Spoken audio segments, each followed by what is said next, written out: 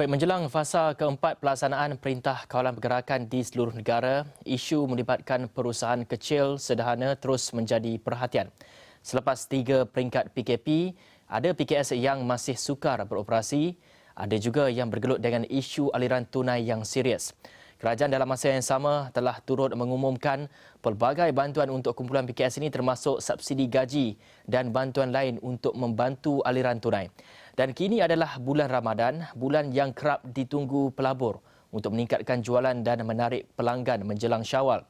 Namun dalam normal baru ini, apakah yang dihadapi PKS dan apakah yang menanti mereka? Untuk itu, kita nak bersama dengan Naib Ketua Pemuda MCA Chris Daniel Wong yang mengikuti rapat perkembangan mereka ini. Salam sejahtera, Chris. Salam sejahtera.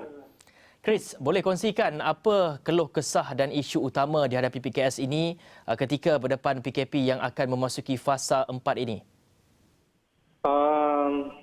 Secara umumnya kita lihat ramai pengusaha-pengusaha kecil dan sederhana tengah merana kerana lanjutan PKP ini.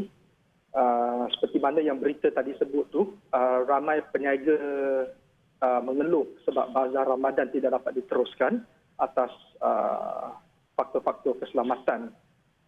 Jadi apabila kita masuk fasa keempat ni, ramai yang mempunyai lebih banyak soalan daripada jawapan yang diberikan. Sebab selepas fasa keempat ni ataupun semasa fasa keempat ni, walaupun banyak lagi sektor yang dibenarkan untuk beroperasi, tetapi rata-ratanya kita tidak ada pengunjung ataupun kita tidak ada customer yang boleh masuk ke kedai ataupun yang boleh membeli barangan ataupun membeli servis daripada peniaga-peniaga kecil dan sederhana ini. So rata-ratanya kita nampak seluruh pasaran tiada aliran tunai disebabkan perberhentian perniagaan akibat PKP. Dan kerajaan juga telah mengumumkan pelbagai insentif dalam pakej rangsangan dan juga bantuan prihatin. Dan adakah akses kepada bantuan ini mudah kini? Dan adakah PKS yang memerlukan mendapat bantuan untuk mereka kekalkan pekerja, teruskan ataupun meneruskan operasi mereka? Pada awal rangsangan pakej, pada awal semasa pakej rangsangan diumumkan, kita lihat rata-rata ramai kumpulan B40 yang mendapat orang kata bantuan daripada kerajaan. Bantuan itu saya rasa adalah amat tepat sebab apabila mereka kehilangan punca pendapatan, wang yang diberikan itu boleh orang kata dibelanjakan untuk perbelanjaan harian, terutamanya pada makanan dan juga mungkin membayar bil elektrik dan juga bil air. Tetapi kita lihat pakej rangsangan kepada perusahaan kecil dan sederhana tidak mencukupi. Walaupun kerajaan membantu daripada segi subsidi gaji, tetapi ia tidak dapat membantu golongan PKS ataupun SME di dalam kos yang lain. Contoh, ramai SME yang masih perlu membayar sewa kedai ataupun sewa kilang walaupun mereka tidak beroperasi. Walaupun Yang Amat Berhormat Perdana Menteri mengumumkan bahawa terdapat potongan cukai sebanyak 30%, tetapi pihak PKS masih juga perlu membayar sewa sebanyak 70% kepada pemilik kedai ataupun pemilik kilang. Persoalannya di sini ialah bagaimana SME ataupun PKS tersebut mendapat aliran tunai apabila jualan mereka terbantut ataupun terjejas disebabkan oleh kawalan PKP.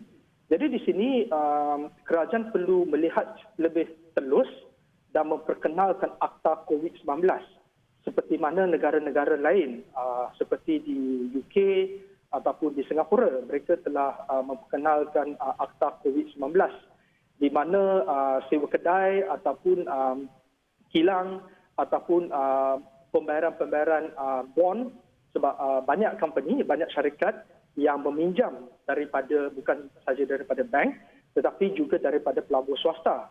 Jadi harusnya ada satu moratorium di bawah Akta COVID-19 ini di mana pembayaran ini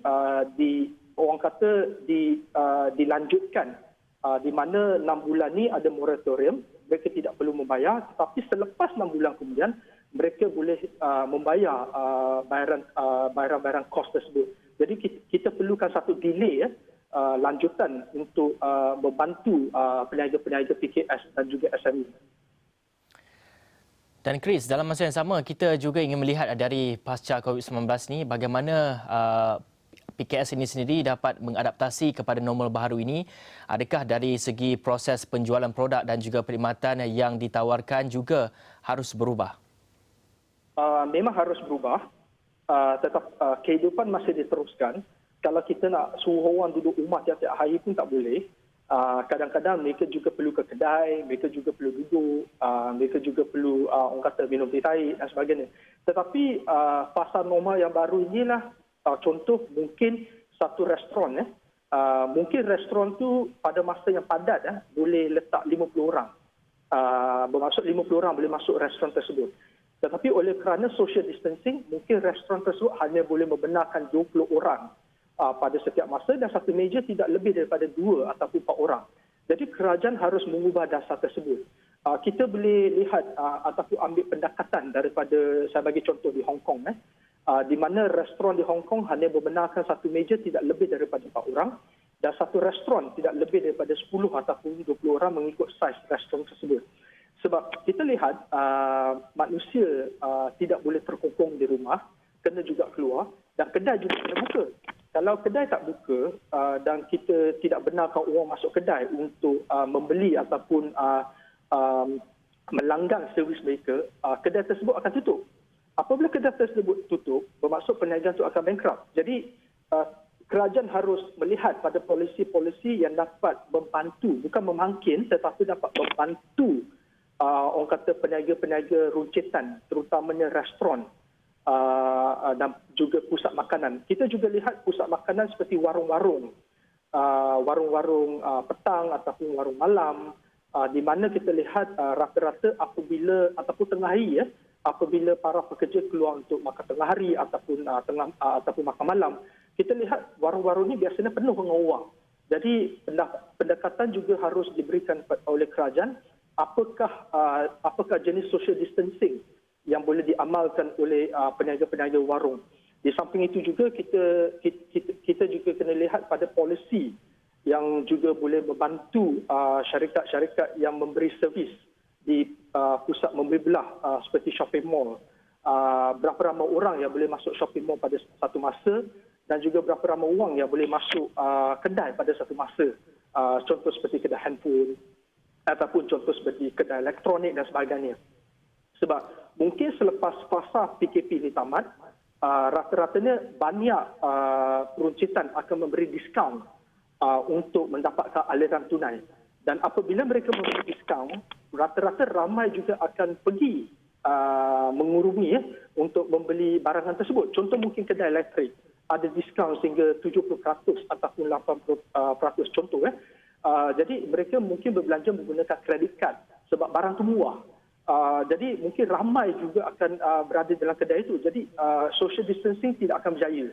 Jadi pihak kerajaan juga harus melihat apakah polisi pendekatan yang boleh diamalkan oleh para peruncit selepas ini. Kita lihat juga pada mungkin syarikat event management.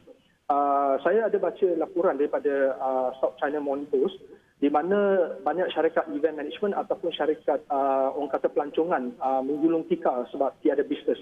Tetapi mereka menjual di atas talian, mereka menjual di atas online platform. Ada yang jual berbola ikan, ada yang jual orang kata barang-barang makanan.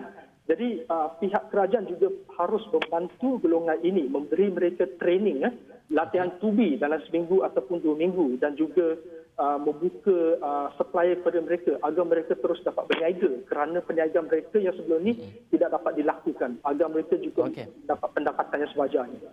Okey, baik. Terima kasih. Chris Denelwan merupakan Naib Ketua Pemuda MCA yang saya pasti telah pun mendengar keluh kesah rakyat ataupun keluh kesah daripada industri PKS ini sendiri dan juga ada saranan-saranan yang mungkin kerajaan dapat pertimbangkan. Terima kasih sekali lagi kepada Chris